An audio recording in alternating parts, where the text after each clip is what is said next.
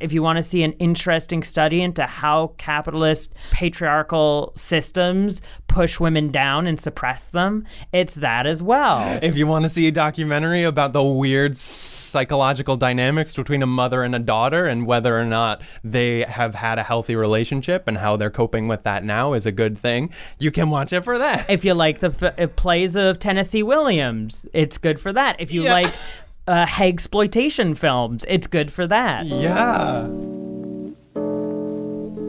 Welcome, everybody, to the Oral Tradition with your hosts, David and Jordy. We are so glad you have joined us today to discuss Grey Gardens. Grey Gardens. The 1975 classic American documentary film by Albert and David Maysles. It's the Maysles. Starring Big Edie and Little Edie. Bouvier Beale. Little Edie, Bouvier Beale, and Big Edie, Big Edith, Bouvier Beale. Hey, David, what's this movie about? Let's hear a little bit about this film, Grey Gardens. This documentary basically follows the lives of two women, one who's 50 and one who's 70 something. 79. Almost 80. Right. We are following their lives in dilapidated squalor in a mansion that they have inherited that has fallen to disrepair completely, and they're living on endowments, was it? Or not endowments. They're living off of the charity of their families, their wealthy families. Right? That's all it is, right? Okay. Yeah. Yeah. And they don't have much money at all. No, exactly. They're living off the charity of their families, and all they're eating is ice cream, cans of tuna, and the occasional cat food for a treat. And the premise on its own would be enough to really turn a person off, and it's compounded by the fact that they seem a little definitely Little Edie seems a little not there mentally. It seems like she's really disassociated from her environment, and Big Edie, she has her wits about her, but she is an invalid. Like, she really has a lot of difficulty moving around the house, so she spends a lot of time in her ratty, stinky bed surrounded by stray cats and the like. So we're in for a real fun discussion, guys, because Grey Gardens, despite all that, is supremely entertaining and very moving. And I would say the documentarians seem to have a lot of empathy for the couple as they were interacting together. And the moments of their life that they do include in the documentary somehow show that these two women, despite it all, are still trying to have fun and still deep down really love each other. And it's so, so interesting. So if you haven't seen it, check it out. And if you have seen it, join in on this little chat that we're going to have. The relatives didn't know that they were dealing with a staunch character. Jordy, what are any of your immediate thoughts about Grey Gardens? Much of what you said to begin with. Definitely these are staunch women. I guess the word could be indomitable. Ooh. That was recently described, a way that was described for... interesting. I was reading an obituary about Aretha Franklin, and they described her. Rest in power. And they were describing her as the archetypal American woman of being Aretha Franklin. Ooh. In the New York Times obituary for her, and they described her, this American woman, as being beautiful, strong, having suffered but passing through it and ending up being indomitable and powerful despite their suffering, which is a very non-idealized idea of what it means to be a woman in America, but I think resonates very strongly with her life and with the lives of these women. Exactly what you said.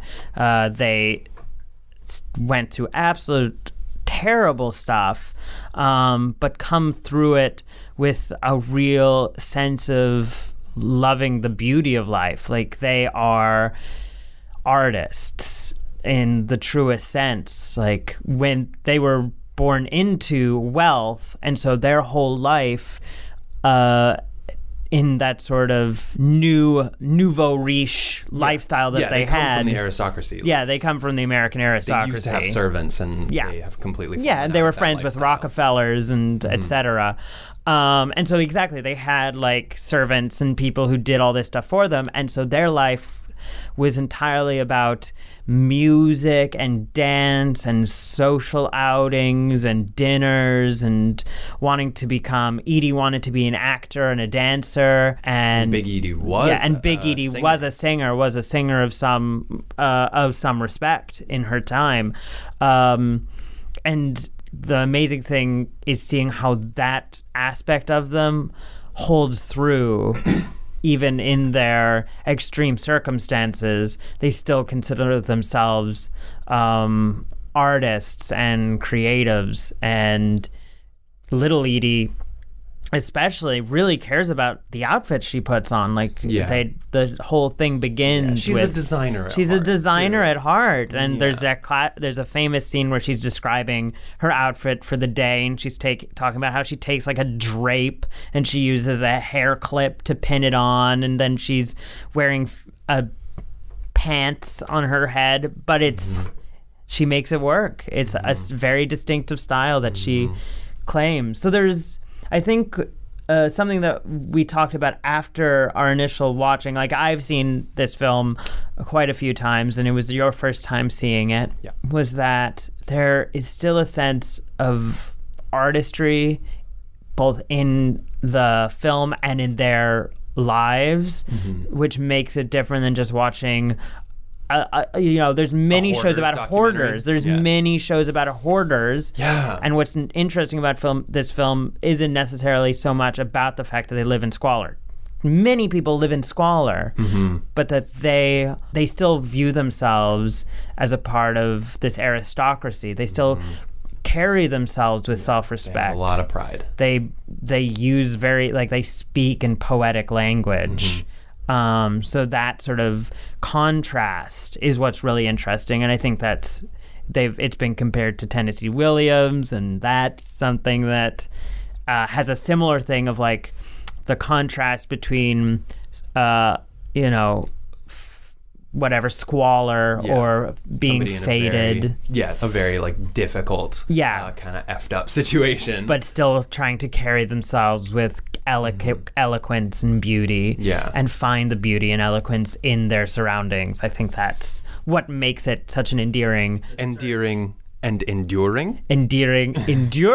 classic of American film. So, David, what do you think was your initial, in the first, say, 30 minutes of this film, what were your initial thoughts? Okay, so, I mean, background of my experience was that, like, I was not super familiar with the film. I just knew it was parodied on Documentary Now, and I'd seen some clips of the two main people in the documentary subjects. I distinctly remember when we were watching it and I I just commented to you, like, are these people okay? Like, how can we just watch them go on like this? It seems like they have like some kind of, or at least little Edie has some kind of mental illness, but she's not really being cared for, or like she's being treated just like another person by her mom, kind of thing. Like, they still bicker like any mother and daughter probably would from that time period. I missed out on everything. I was stuck here with Mother, the cats, the house, and T-Logan. Everything's good that you didn't do. At the time, you didn't want it. And as the documentary continues, that becomes less important, probably, as opposed to just the dynamic that the two of them have and like the strength that they have in surviving and like trying to, I don't know, create fun for themselves, or at least fun for the cameras that were pointed at them. Who knows if their lives were any different once the cameras were off. Right.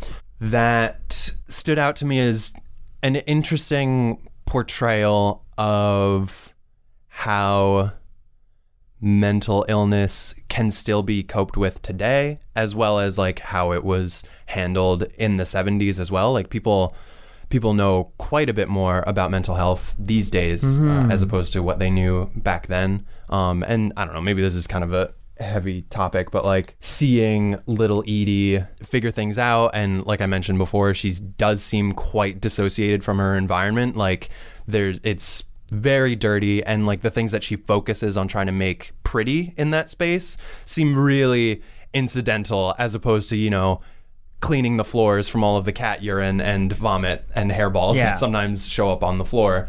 Meanwhile, she still carries herself like she still has her pride. She still has her hobbies. She's trying to arrange dances and songs for people, or for the cameras and for a party that she plans for her friend. So in the sense of how we handle mental health today, largely we do a lot of those same things anyway. Like people go to therapy and people inquire more informationally about what's going on with them.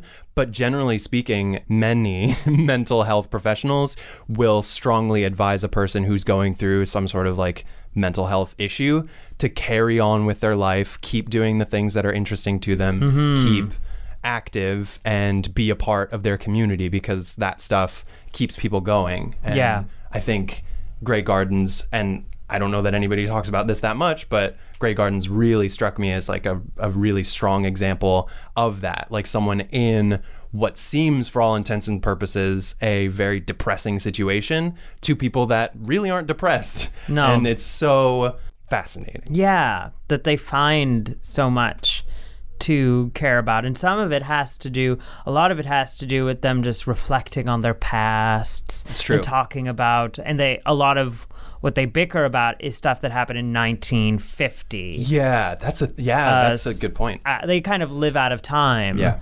So it's an interesting question of, do we look at their lives and empathize in the sense that that's just who they are, and there's something beautiful about how they are as is in the documentary, or do you watch it and wish that it would change, like their life would be different? So the question for you is, in your which is it? Which is it? Like, did you? Yeah, no, I mean, yeah, I think you got the wrong impression from me. Like, it's just an observation of mine. By no means do I feel like they needed to be locked up or needed to be fixed or anything like that. Yeah. Like, I think I love them as much. Maybe you love them more, but I've seen them more, so I've had more time with them. Yeah. I think they're very charismatic and interesting people. Yeah. And it is a very fascinating case of like, what does it look like when a person forgets to carry on with society? Yeah, because they just don't care about those things. Yeah. Like, she intentionally fed the animals. She brought them back because that's what she liked. But the things that we kind of take as important, keeping your house clean and all that sort of stuff, just does not seem to even phase, especially Big Edith does not care at all. And so it's an interesting thing of like, they're definitely not in the normal sphere of the world. Is it right? Is it wrong? That's a totally separate issue. Totally. People can argue philosophically for hours and hours about what is the good life and what is the bad life. And that's their thing. And they do. They do. That's what they talk a lot about, is like how they have lived their lives. It's very difficult to keep the line between the past and the present. You know what I mean? It's awfully difficult. So this is a film that's often considered a gay or queer iconic film. Why is it?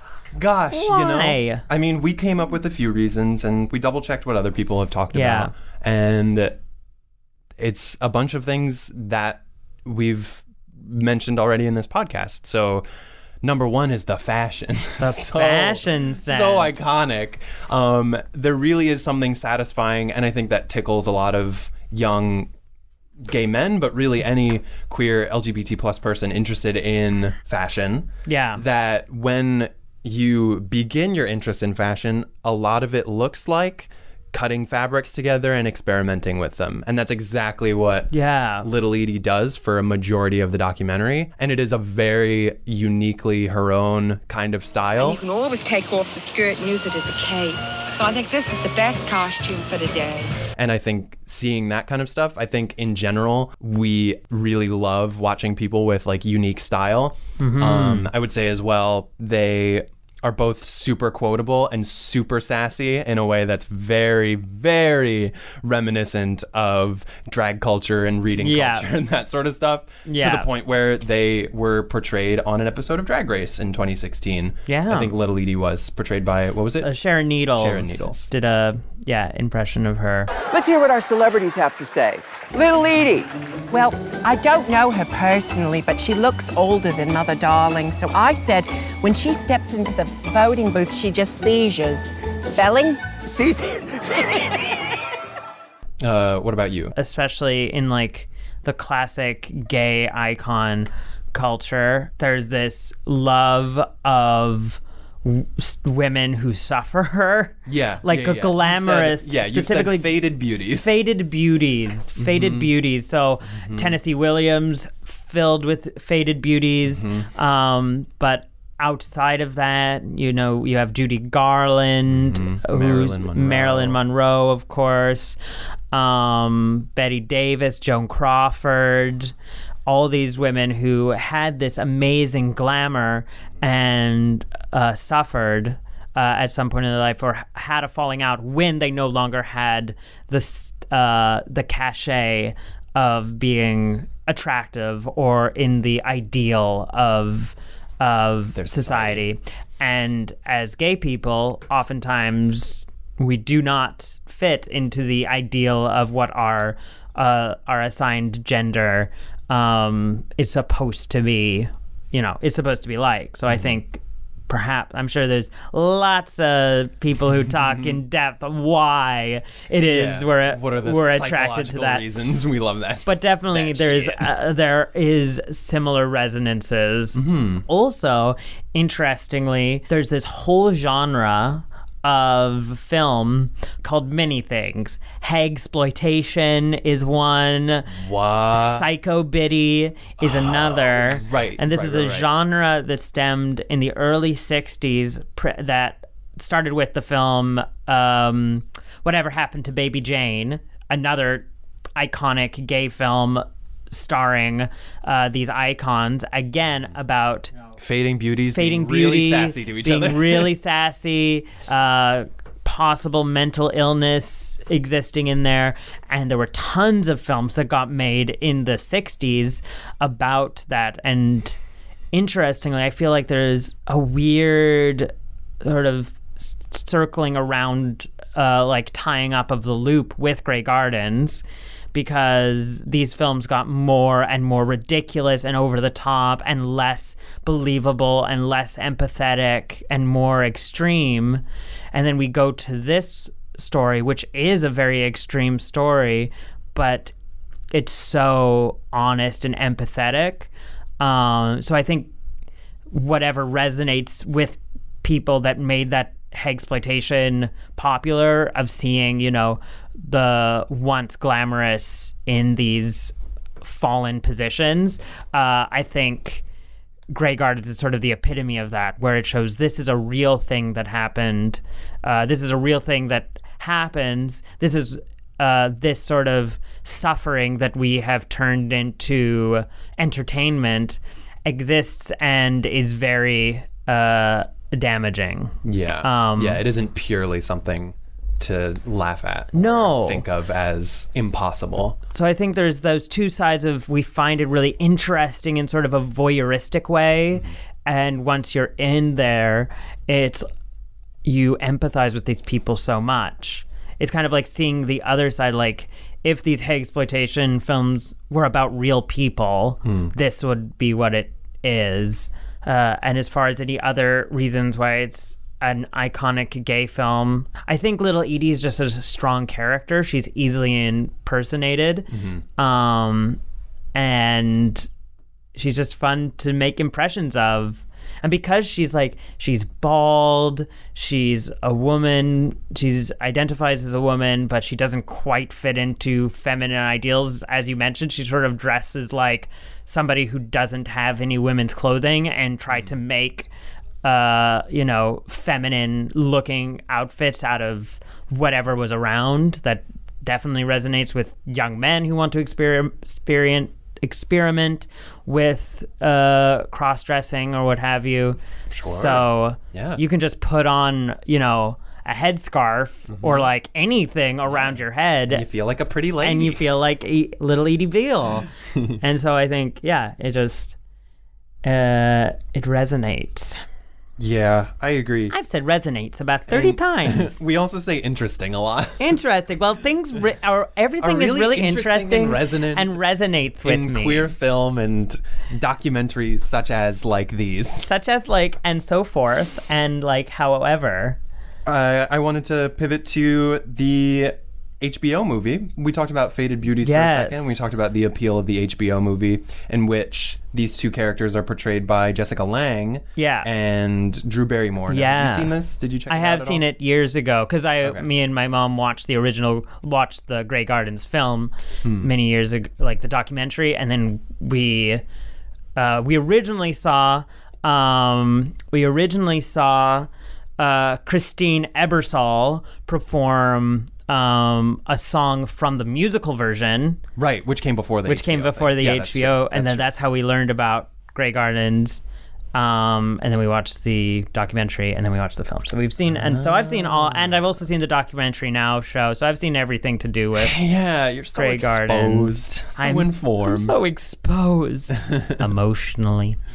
And I remember it being, what's interesting about it, and it does a similar thing to the musical, is that part of it is when they were young and actually glamorous, and there's kind of a hidden history of how did it get from there to squalor? Right. It wasn't overnight. No. It was between 1950 and 1970. They just sort of sunk into that. And so I think there's a lot of fascination about that time period in their lives because it's not very well documented. It's hard to find any photographs from the 1960s of their lives. Yeah. And you see images from 1960 of Big Edie, and she's healthy and sturdy and on all fours and standing up straight. On her 2 feet. On all fours. Like a cow. Oh, shit. I was looking at pictures of livestock. She's built like a barn. She's built like a barn. She is. But she was quite sturdy. I believe it. A sturdy woman. And little Edie still has all her hair, and, she's looking nice. Yeah. So at some point, she started losing her hair, and all this stuff happened within a 10, 15-year time period that isn't well documented. Wow. All of that to say, a lot of the fictionalized versions of the stories that have been presented try to dig into what was going on earlier in their lives that made this happen, and then explore that time period in between that isn't well documented. That's so interesting because really, specifically the circumstances that they come from can really make your imagination run wild as to what happened to them. Totally. Especially because I don't know if it's been discussed to death, but their relation to Jacqueline Kennedy Onassis. Mm-hmm. So I guess they're cousins. So they have a different last name, right? Little Edie is Jacqueline's cousin because Big Edie was married to. She was a Bouvier. Okay. And she was a Bouvier, and Jacqueline was a Bouvier as well. So they're related in the Bouvier family. I can't remember exactly how it connects, but it's a Bouvier connection. So all I was going to say is that for whatever reason, for understandable reasons, the Kennedy family, and then specifically after the assassination of JFK, have always been these really hotly focused and conspiracy theoried families. Yeah. And they got so much attention as like celebrities, but also as like tabloid celebrities from the time. Right. Yeah. Where, you know, people really invaded their space, and it was, I can just imagine that being so detrimental to the health of any family. Yeah. Being constantly in the spotlight. Yeah, being in the spotlight, and then also being criticized if they are like, if they had their careers or whatever and they wanted to do their stuff, but like they weren't as busy lately, and then getting criticized for being, you know, out of work actors and singers or whatever. Yeah. And that somehow being this whole downward spiral of something because of horrible conditions that happened completely unrelated to them. And I know there are references to how Jacqueline Kennedy would still come in and try to help them or try to like redo the house. She did once. And okay, she did one. Because their house was going to get torn down. It was like unlivable. Yeah. And so she came and like fixed it up. And that's why there's like that really weird like painting, like every room's painted a different bright color. That was a part of the reno that happened. And then they just allowed it to go back to squalor again. See, it's so fascinating. Yeah, it's just why so singular. Yeah, very singular. And I think that's it, is like there's stories about the aristocracy. We love stories about the aristocracy, queens and kings and rich people. And we love stories about seeing people in very marginalized, or it's fascinating, like in a voyeuristic way. That's why people like stories about serial killers, and like we like the fringes, stories about poverty. Exactly. This film is one of the few that like takes those two and is both at the same time, which makes it about America. It's true. It's in the end, it's a film about America. In the end, it's a film about family, and that's why it's important. That's why it's really powerful. But it really is. I think it resonates as like as a film about like a very specific aspect of the American dream, like sure. And the dream is that you can be successful, and these women believe that they are capable of success. Yeah, like Big Edie Beale, she's trying to warm her voice back up. Yeah, in a long stretch of the documentary. Yeah, and little Edie thinks that had she not been pulled back by her mother in the 50s, she was so close to getting that audition that would have made her a huge success.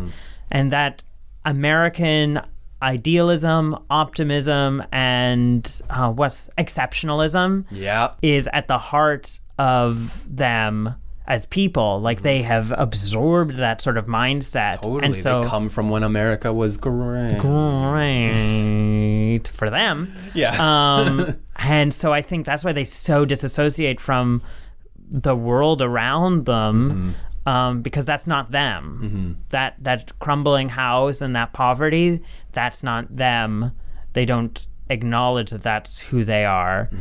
So ideas of people being like feeling that sense of exceptionalism and people doing a lot of other blaming. Yeah, and then disassociating from failure and blaming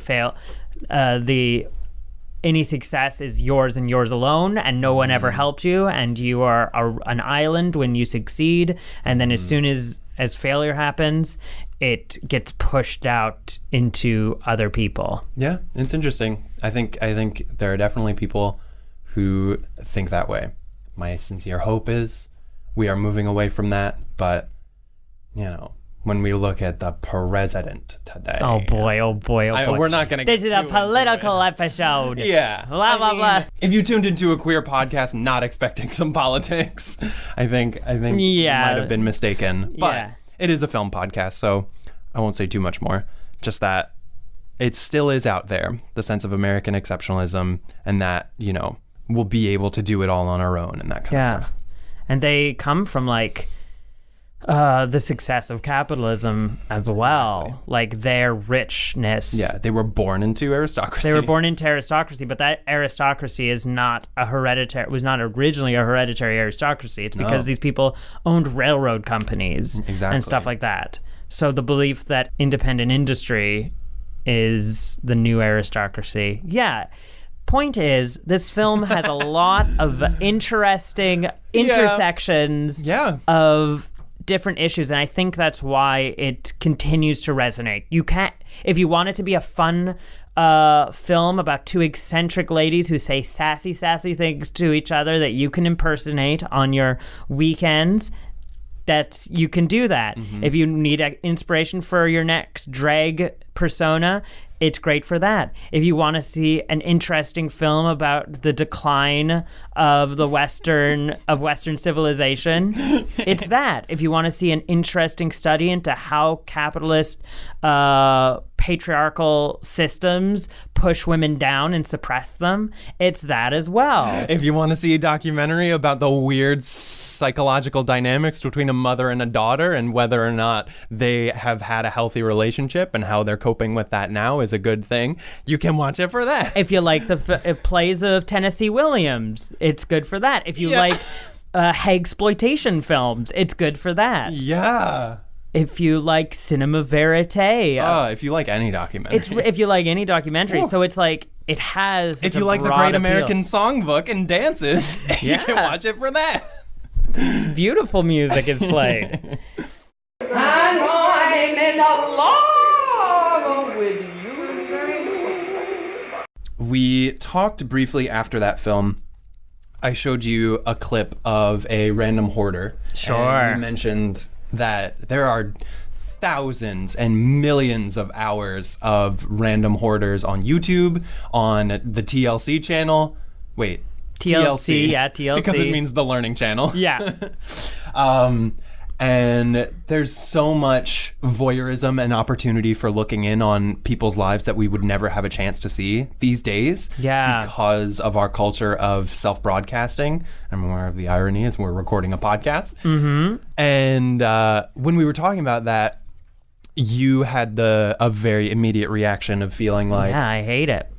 It's completely uninteresting and not of value. Yeah. And I wanted to talk about that a little bit because Sure. it's an interesting thing that is happening today, but there's too much of it, it feels like. What do you think? Definitely. The impulse behind allowing the Maysles brothers to film them back in the day, them being Little and Big Edie, is the same impulse that we now have full control of in the palm of our hands. We want people to see the world and us, how we see the world and ourselves.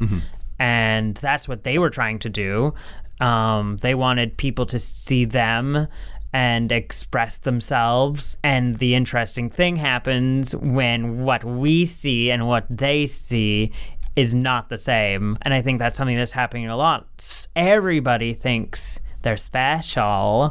All these fucking snowflakes. Oh, no. I'm kidding. But yeah, everybody's really interested in seeing these things. And then you can find anything. You can find absolutely anything you want. But it's devoid of context, I think, a lot. That's a really great point, Jordy. Thank you. That is a super great point. Because I agree 100%. Can I follow? Yes. Because another component of our self-broadcasting culture is self-editing and presenting a certain aspect of ourselves that we feel is more valuable to society or more interesting to society, while in the case of this documentary, they were both doing that kind of presenting and they wanted to continue to put on airs to present themselves, but the documentarians didn't see it that way. And they kept the camera rolling in a way that a person today would not keep the camera rolling if maybe they were in a similar situation. It's very hard to make like a one-to-one comparison, but you get what I'm saying. Yeah, I mean, it's hard to project or assume. Yeah. But I think if, let's say, little Edie was around today, like she was in this time period and she had her own video show, she would never show anything about her house. It would just be on her face and she'd be like talking and singing to it, and she'd never show her mother because it would be her show and her show alone. It's something that she would have.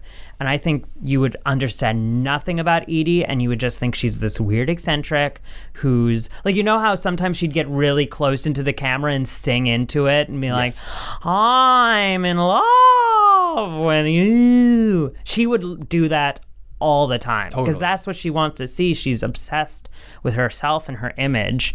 And only by having these people who are not herself are we able to see these things and make us empathize with her. Yeah. So I think it's much, much harder to empathize with the huge swath of people putting out their own stuff, because oftentimes we are not aware of what makes us likable, if that makes sense. Yeah, it does. Like, we empathize with other people for things that they're not necessarily 100%. aware of in their own person. So you heard a good quote recently related to that topic. What was it? Yeah, the quote was, I don't think that pity is the same thing as likability. And that was really interesting, and I think goes pretty hand in hand with the viewing experience of this documentary. Yeah, absolutely. Absolutely. And I think that's something that is related to that video you showed me afterwards too, is there is no likability in that video. Speak for yourself. He's making hot dogs. He's making hot dogs. With a lighter. The likability is... No, I get you. We don't see his face. We don't see his face. It's very anonymous. We don't see his face. He doesn't live in that space. It's like, it seems like it could be this wild performance piece.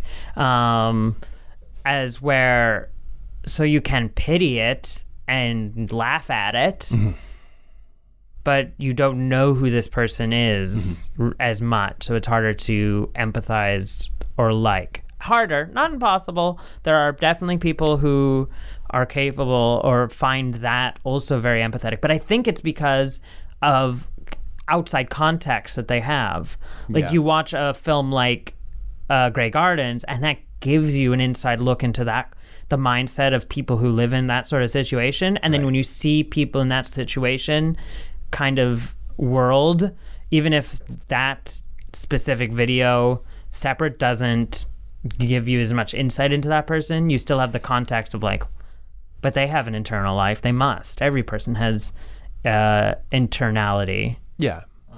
Yeah. Some of the empathy, it sounds like what you're saying is some of the empathy that we can feel for people who are self-broadcasting can be inferred because we're living in the same culture and we feel a similar sense of, I want to create stuff. I want myself to be out there. I want empathy is such. Empathy is a developed tool. Yeah. Like, if you work with, or if you hang out with kids, they have to kind of almost be taught empathy. Yeah, they have to stare in the face of the things that they cause and the way they make people feel to better understand what effect they have on people and to empathize And so with our them. empathetic ability is often colored by previous experience. So if you watch Grey Gardens, that might help you empathize, feel like there's more going on in those kind of videos.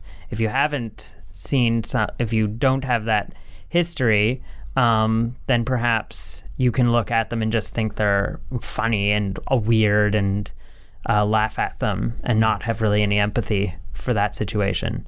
So that's another. If you want to be a more empathetic person, watch Grey Gardens. Yeah.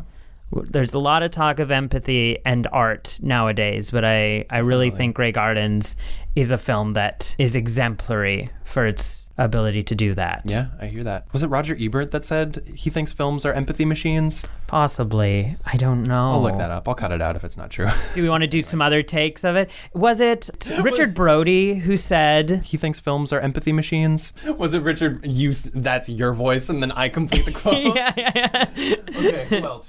Was it Quentin Tarantino that once said he thinks films are empathy machines? Was it Steven Spielberg who once said he thinks films are empathy machines? Was it James Gunn who once said he thinks films are empathy machines? Yeah. Was it Wes Anderson who said he thinks films are empathy machines? Was it Alfred Hitchcock's who once said, if you make an explosion, you get excitement in the short term, but if you set a ticking clock, you get suspense in the long term. And now you know a little peek into our sex life. Thank you so much for tuning in to today's episode of The Oral Tradition.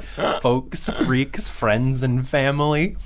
We hope you've had fun. We'll be back again. We're expanding our purview into films we feel resonate with the queer experience. We're doing this to learn ourselves and to explore what it means to be a queer film. So there's films like Grey Gardens that doesn't necessarily have any creators or content that is specifically about LGBT folk, but it has become a part of the queer canon. So exploring what that means. And I think that allows us to watch many different things. Tune in next week where we talk about loving Philip. No. Loving Philip. Oh, Love Simon. Love Simon. I think it's going to happen. Are you okay with it? Next week. Or not next week. Yeah, next week. Next week, Love Simon. Check it out. Yeah, I'm ready. We're gonna really, we'll tell you all about it. Oh, yeah. Yeah. So if you want to reach out to us, you can reach us at queerfilmpod@gmail.com or at queerfilmpod on Twitter. I'm David. Jordy. Have a great day, folks. Bye. Was it David Borja who said, Yoicks! My nipples. No, that was me who said, yoicks, Jordy. my nipples. That's my catchphrase. Have I ever said anything quotable? Don't put me on the spot.